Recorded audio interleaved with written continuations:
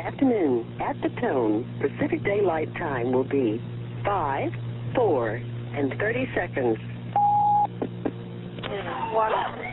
Oh my God, we're having an earthquake. Wait a minute. Hold on. Can you feel that? Yes, I sure can. Okay, this is interesting. There go the lights. Oh.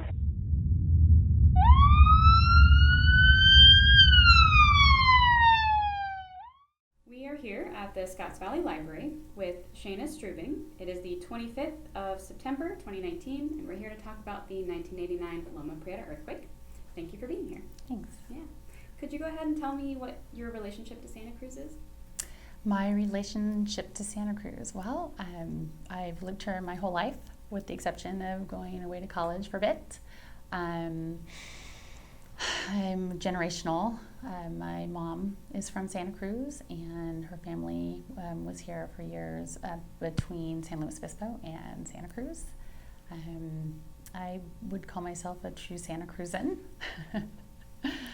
through and through. And yes, I have a husband and 3 daughters who live here also, and they're just kind of following in my footsteps.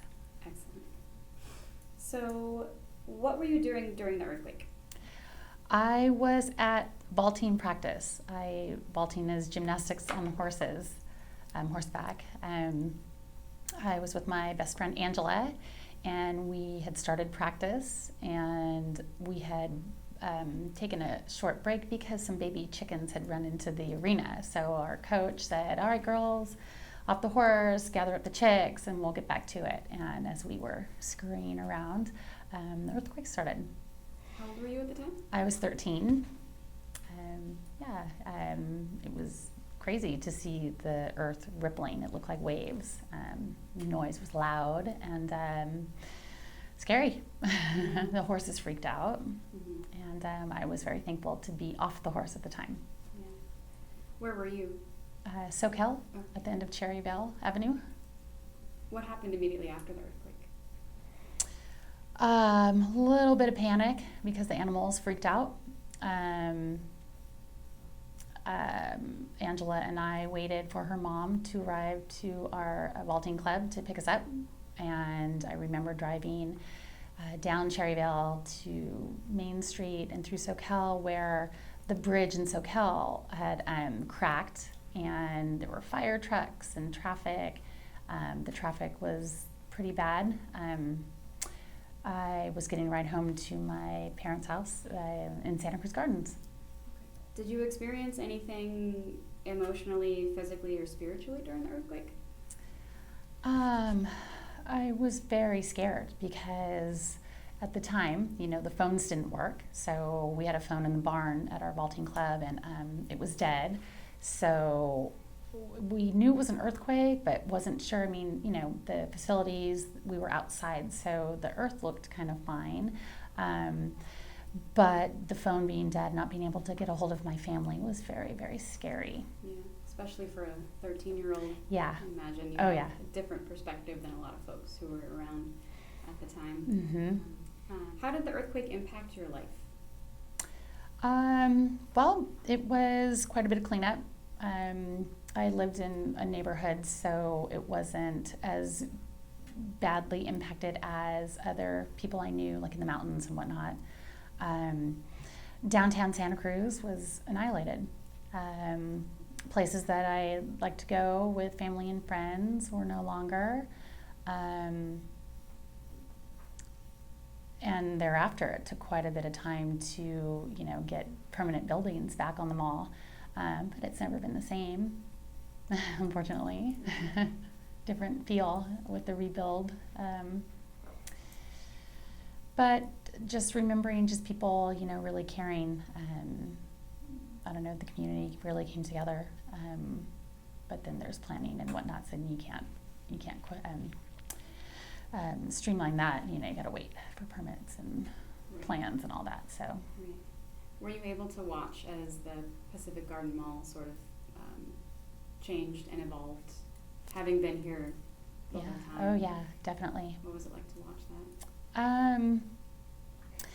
I remember in high school having to film things for my English class and going to some of the big holes in the mall and, oh, End of the World is coming, for whatever novel it was at the time, and climbing over the chain link fence and being in the hole in the ground and videotaping things for various classes, whatnot.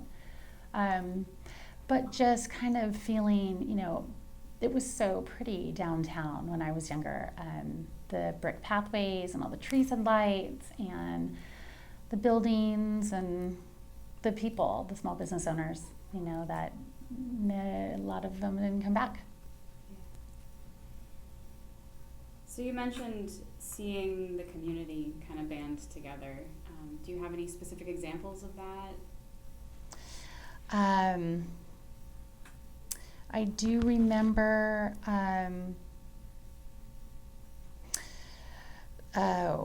St. Patrick's Church in Watsonville crumbled, basically, and the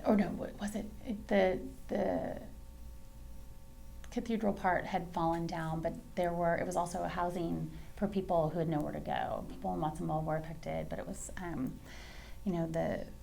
their rectory or their facility outside of the actual chapel itself housed people that lost their homes, and I remember helping with gathering food and volunteering to help people and animals that were lost and trying to find homes for animals, which was a group effort because it wasn't, oh, look it up on the internet.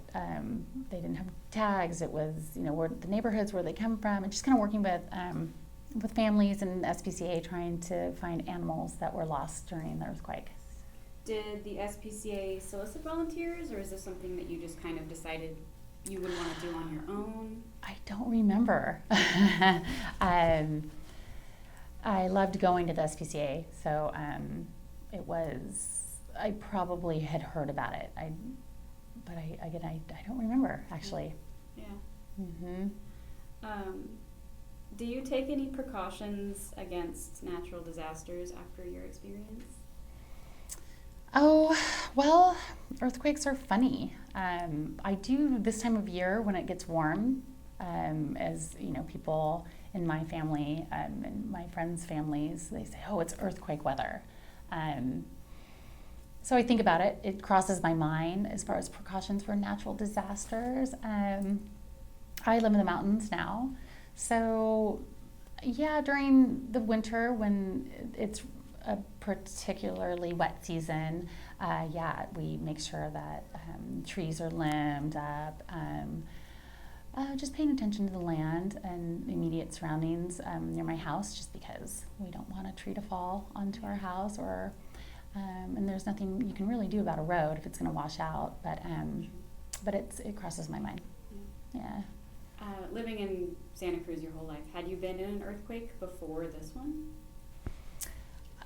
As a kid, little earthquakes. I remember feeling little earthquakes, but nothing to that measure. Yeah.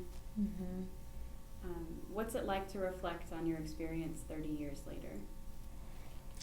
Oh, well, it's just one of those experiences I'll never forget. I'll never forget where I was, who I was with, the feelings of it, even coming home and seeing my house trashed, but making sure my family was okay and my pets were okay. In my neighborhood, everybody being on the front lawn and using their barbecues, and just kind of people kind of coming together for the week after that was, I'll never forget it, and I feel like it really bonded our neighborhood. Yeah.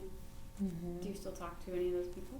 I do. My dad still lives in the house I grew up in, so cool. I'm up in the hood every now and again, and some of the old timers are still there. Is there anything else you'd like to talk about that we haven't covered?